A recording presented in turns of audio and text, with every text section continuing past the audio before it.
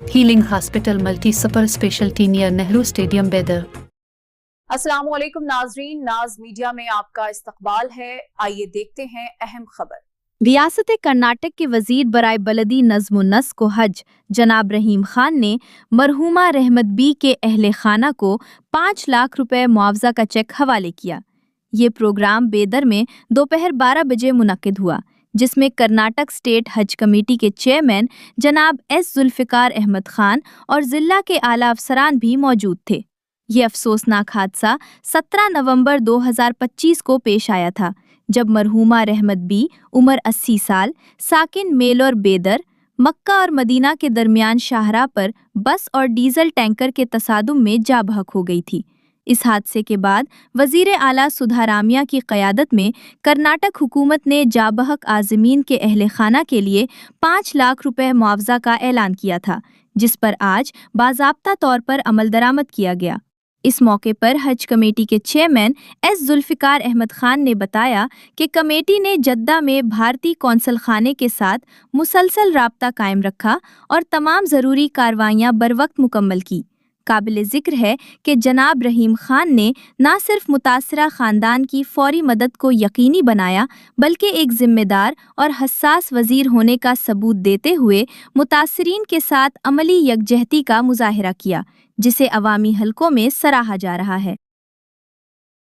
आज जो रहमत भी जो उम्र पे गए थे, जो बस हादसे में इंतकाल कर गए, उनके लिए हमारे कायद रहीम खान साहब और हमारे कायद बीजेड ज़मीर अहमद खान साहब दोनों ने डिसीजन लिया कि कर्नाटक के अंदर दोनों का इंतकाल हुआ तो दोनों को 5-5 लाख का ये देना बोल के तय किए रहीम खान साहब।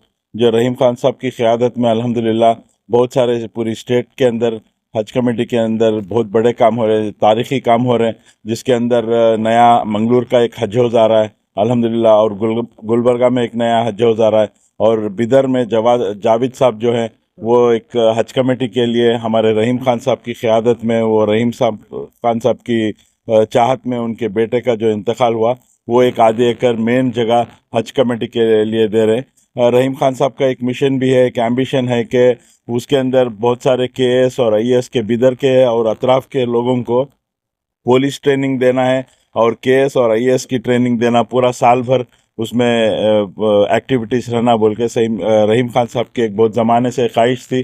अल्हम्दुलिल्लाह वो ख्वाहिश भी बहुत जल्दी होने वाली है। ये बिदर के लोगों को एक बहुत बड़ी बात है कि बहुत सारे नौजवान जो बग़ैर काम के हैं उनको बहुत सारों को गवर्नमेंट जॉब्स भी मिलेंगे और प्राइवेट एंटिटी में भी काम करेंगे। उसके अंदर पूरा रहीम खान साहब ने एक सिस्टम बनाया है, इंशाल्लाह वो सिस्टम के तहत एक इनकलाबी काम वो भी होएगा। और हज कमेटी के अंदर जो 20 साल से जो C&R रूल्स जो नहीं बन के थे, जो डिफ़ाइन नहीं हो गए थे, बहुत सारा वो अल्हम्दुलिल्लाह इनकी क़यादत में वो भी हज कमेटी के अंदर C&R रूल्स भी अल्हम्दुलिल्लाह कैबिनेट में रहीम खान साहब और ज़मीर खान साहब वो भी पास करा के हैं। और एक हज कमेटी के अंदर एनेक्स बिल्डिंग आ रही है, जो हाजियों पूरे स्टेट से जो हाजियों के साथ लोग आते थे उनके लिए, रिश्तेदारों के लिए हम टेम्पररी शेड्स डालते थे, अल्हम्दुलिल्लाह अब एक परमानेंट स्ट्रक्चर आ रहा है, वो भी अल्हम्दुलिल्लाह रहीम खान साहब और ज़मीर साहब की क़यादत में वो भी एक बहुत बड़ा काम हो रहा है। यानी कि इनकी क़यादत में अल्हम्दुलिल्लाह हज मिनिस्टर होने के बाद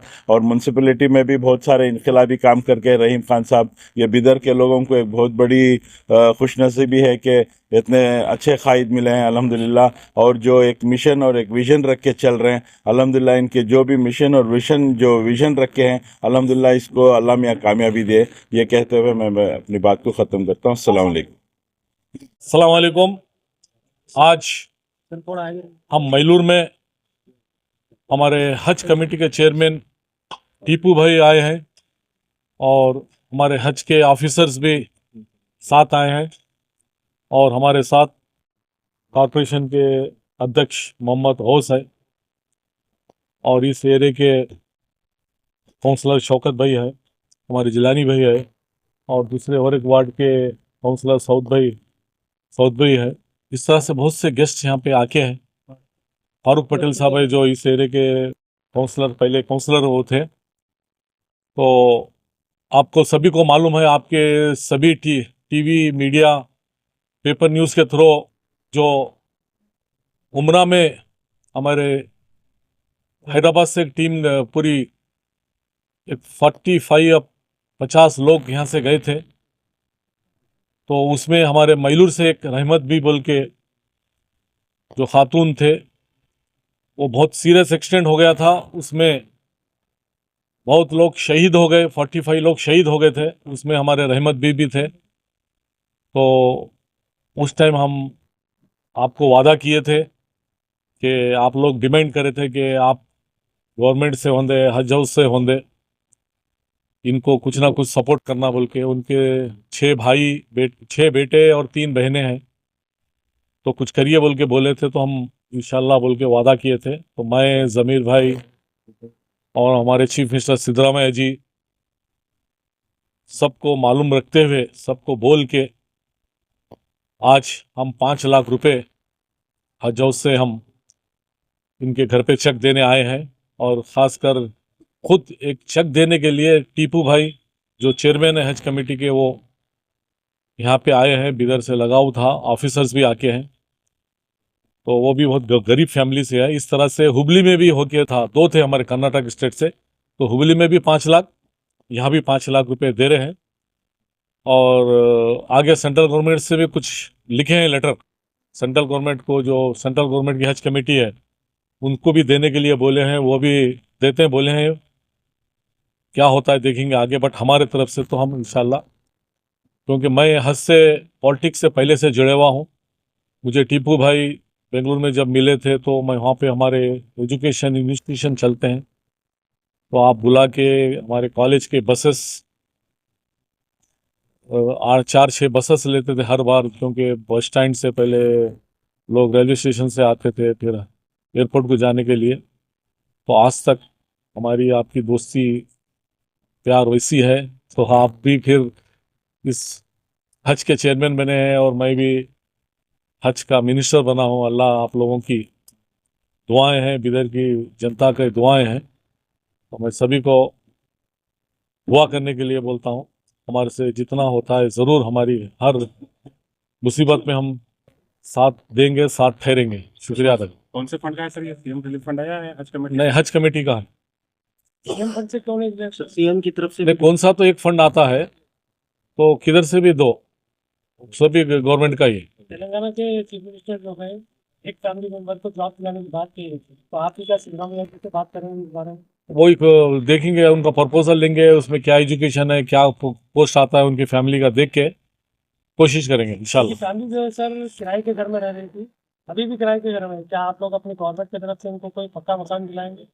नहीं, अभी उनका प्रपोजल नहीं आया हमारे को। वो लोग प्रपोजल दिए तो उसके ऊपर हम फिर डिसाइड करेंगे। उनके फैमिली की तरफ से हमको कोई ऐसा प्रपोजल नहीं आया कि हमको कुछ करो या नौकरी दो बोल के।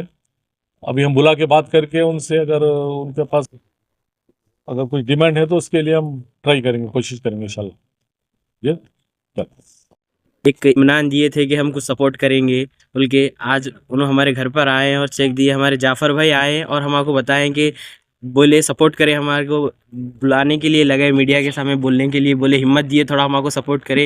एमएलए साहब आए, रहीम खान साहब हमको सपोर्ट करे। बहुत तहे दिल से आपका शुक्रिया अदा करता हूँ मैं, आप दोनों का भी। हमारे घर को आए और हिम्मत अफजाई करे। अस्सलाम वालेकुम रहमतुल्लाहि व बरकातुहू। मैं तमीर अहमद बात कर रहा हूँ। जो कोशिश जो नहीं होने की जो कोशिश थी, क्यों बताओ, इधर से सिर्फ एक ही जने थे उन्होंने। मैं लास्ट में जब पासपोर्ट लिया, जब मेरे को मालूम वहाँ भिजा रहे बोल के, तो मेरे को वहाँ से भी ऑफिस बंद हो गई थी। वहाँ मैं 9 बजे पहुँचा था, ऑफिस बंद हो गई थी वहाँ पे, हज हाउस बंद हो गया था। तो उन्होंने बोले नहीं हो सकता, टिकटा बुक हो गए, सब हो गया बोल के बोले। फिर भी मेरी साहब से बात हुई, इनके जो पीए का नंबर था, मेरे बात करे तो रात में 12 बजे कॉल करा। मेरे को जाने से एक दिन पहले 12 बजे कॉल करा।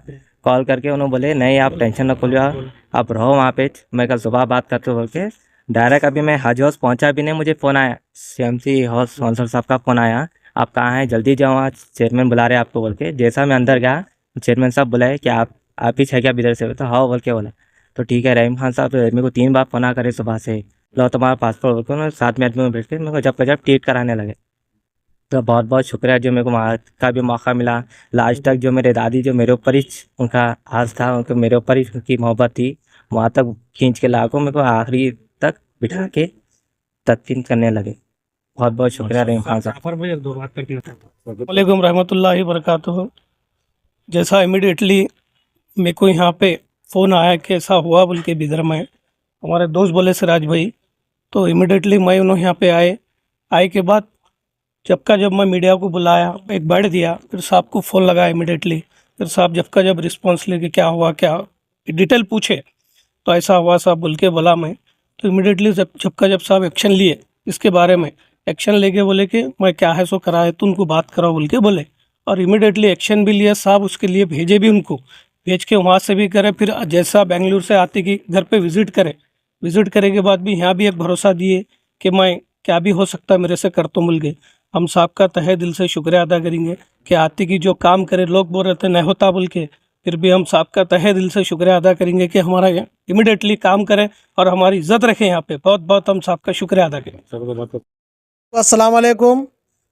आज हमारे मैलूर के अंदर हमारे चेयरमैन साहब, जो हज कमेटी के चेयरमैन साहब हैं बिदर को, टीपू साहब आए हैं, और हमारे मिनिस्टर रहीम खान साहब जो वादा करे थे कि साहब कुछ तो, हम बोले थे साहब को रिक्वेस्ट करे थे साहब उनके लिए कुछ तो भी गरीब लोग हैं कुछ हेल्प कीजिए बोले, तो साहब हमारे बोलने के साथ ही एक 5 लाख का चेक उनको दिए हैं। और हमको ये भी वादा बोले हैं साहब के घर के लिए बोले थे, और साहब ऑलरेडी बोले हैं, कमिश्नर साहब को बोले हैं, आश्रय कमेटी में घर दिला तुमको बोले उन लोगों को। मैं साहब का और टीपू साहब का और गौस भैया का सबका बहुत बहुत शुक्रिया अदा करता हूँ। स्वागत भाई, आपकी तरफ से क्या दिया जा रहा है जो अपना एरिया की मुख्य है? जी भाई, आपकी तरफ से क्या सपोर्ट होगा फैमिली को? आप जिस तरीके से इनका किराए का घर है, आगे क्या सपोर्ट होगा? इंशाल्लाह भैया, अगर कुछ भी हमारे हाथ से जो भी वो लोग बोलेंगे इंशाल्लाह हम उनका हेल्प करेंगे। ऐसे ही मजीद वीडियोस को देखने के लिए हमारे चैनल नाज मीडिया को सब्सक्राइब करें और वीडियो को लाइक जरूर करें।